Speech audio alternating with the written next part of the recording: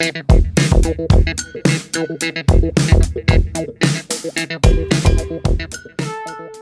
guys, what is up? This is Matthew Davis, me once again. Welcome back to the movie review, aka After I Saw. This time is going to be on Scream 7. Now, instead of focusing on the protagonist of the last movie because the actress got fired, they decided to go back to Sidney Prescott. You know, the Scream Queen, the main protagonist of the entire franchise. And of course, the Ghostface Killer is back. Well, multiple Ghostface Killers, again, just like the previous one.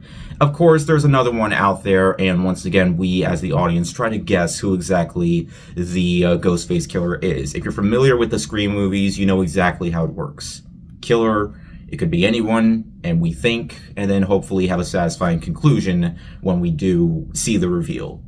So yeah, that's not really a spoiler because, again, it's what brought the franchise to life in the first place. It's always been about that, but they managed to do it in creative ways, especially when it comes to the horror genre, because the first movie made a big impact when it was released. Critics loved it, audiences loved it, it made a killing at the box office, and of course we got more installments later on. And I am a big fan of the franchise. I've watched it ever since I was 13. I actually got to meet the voice actor of Ghostface, Roger L. Jackson, last year, and I have his autograph right there. Yep, right there, signed by Mr. Jackson himself. So, I'm going to tell you right off the bat, I was a little bit worried about this one because it was going to be having a different director, but at the same time, this is from a guy who's helped work on the Scream movies throughout the years, since Wes Craven was alive at the time, from 1 to 2 to 4. So I was hoping that maybe there would be a little bit of light to this. I mean, the directors of the previous movies did a really great job, especially since they made some really damn good movies throughout the years, like Ready or Not. I'm really looking forward to the sequel, as well as Abigail, which was after 5 and 6. So now we got this one. You thought I was going to say The Thing, but I'm not going to. No. But, yeah, I still had my doubts. Especially since, I did not want there to be another Scream movie worse than 3. But looking back on it, I don't really hate 3.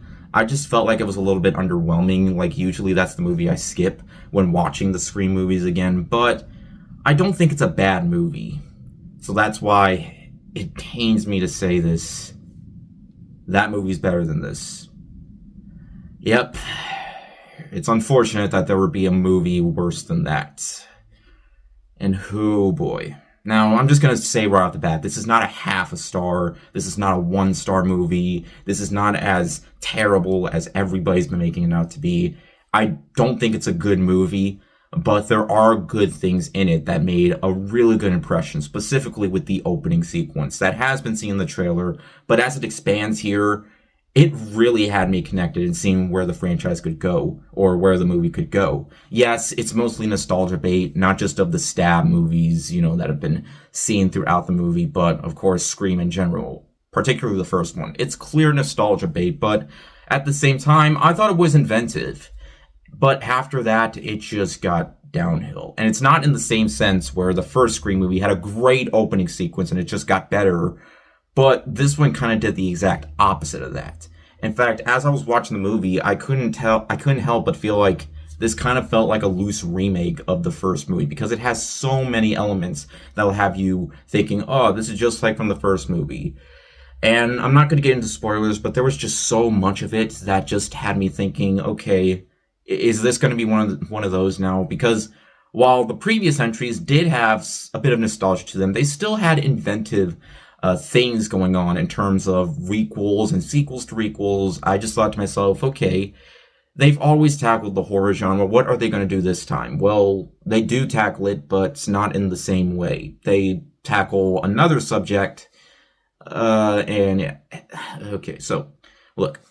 There has been a theory going around for this movie, and it has been leaked online, but I'm not going to spoil it here. But, yeah, if I do spoil it, then, yeah, because the thing I'm going to bring up is one of my biggest issues with this movie, and I feel like it's going to be something that a lot of people are going to take notice to.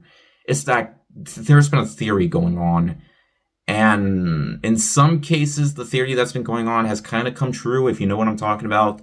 Something happened in this movie that had me going like, oh, they're doing this. And then afterwards, later on, as it came to the conclusion, I was all like, oh, they're doing this. And I just thought it was very disrespectful in terms of the fan service that they do try to bring in, but not in the way that you would expect. And as the movie progressed, when it came to these new characters, I didn't care about a single one of them. Like, sure, the actors are fine. It's clear that everybody's having fun with these roles. Nev Campbell, Courtney Cox. It goes to show they have fun with these roles. In terms of Sidney Prescott's daughter, Tatum, I never really felt like there was a connection between the two. It's just, at this point, Nev Campbell's character, or Sidney Prescott, or Evans, because she's married now, is just trying to teach her how to become her, just like she was in the first movie, because they're just all like, oh, this is happening on the same age as Sydney was when this all started. And clearly it was just to throw all this stuff in you that you remember from the first one, while not really trying to do anything inventive. Now, I'm going to tell you right off the bat, there are some really cool kills here. From the opening sequence to this one sequence at a stage that was probably even more gruesome than the one that happened during the opening sequence of the first movie.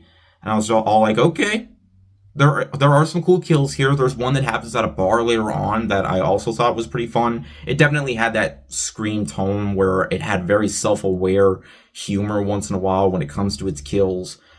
But most of the time when it comes to the characters being killed off, I was just all like, okay, too bad I didn't really care enough to just go, oh, did you really have to kill them off, this person off? Because I felt that way with a lot of the other characters in the previous movies, even 5 and 6, but ultimately, by the end, there was just not a character written well enough to have me going, oh. The closest thing that there was to characters that I actually liked were the ones at the beginning of the movie. But after that, it just got worse from here. Not a single character I connected to. They just all like, oh, you might be the killer, and you might be the killer. And it got to a point where it just got old really, really, really fast. And I'm just going to tell you right off the bat, the climax, it has the worst climax out of all the movies. And that's where things really jump the shark. And I could get into spoilers, but for the sake of it, I'm not going to. Because at this point, I didn't really care. Because I was just thinking, okay, so this person has been involved with the Scream movies many times, but there's a reason why he was just a writer.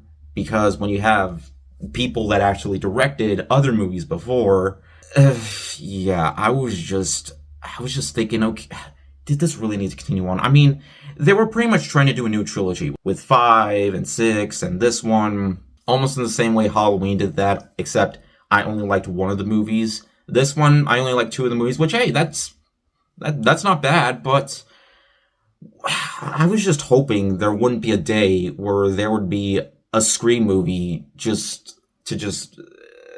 yeah, because I do not see myself watching this movie again.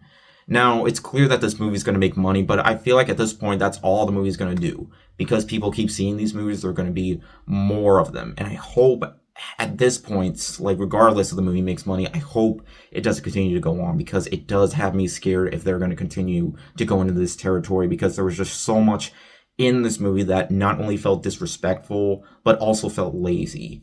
In the end, guys, Scream 7 was a huge letdown. Again, there are some cool things in the movie, like the sequence in the wall. That was cool and all. There are a few cool kills, and hey, it's always nice to see Ghostface on screen, because, yeah, he's Ghostface. It's always fun to see him on screen, but they repeat many of the same things, and they tackle a subject that really didn't need to be added.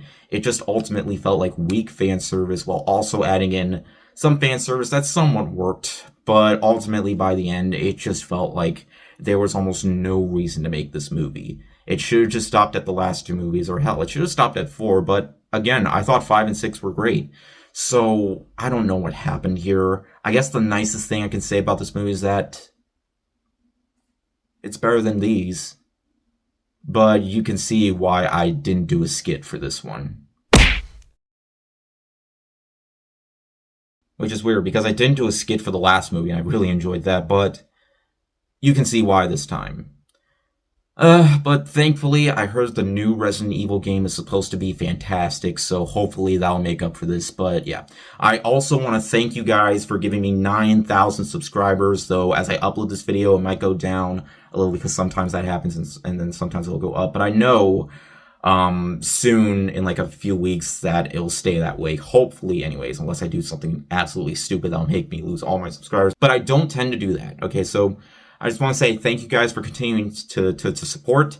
Thanks for continuing to watch. And yeah, let me know if you saw it. Were you disappointed? Were you surprised? I was surprised that it ended up being worse than it ended up being. But who knows? Well, they tried, I guess. But anyways, thank you guys so much for watching. If you enjoyed this video, be sure to like and maybe subscribe for more. You can also follow me on Twitter, Instagram, or maybe Blue Sky. Links in the description. And I'll see you guys later. Word out.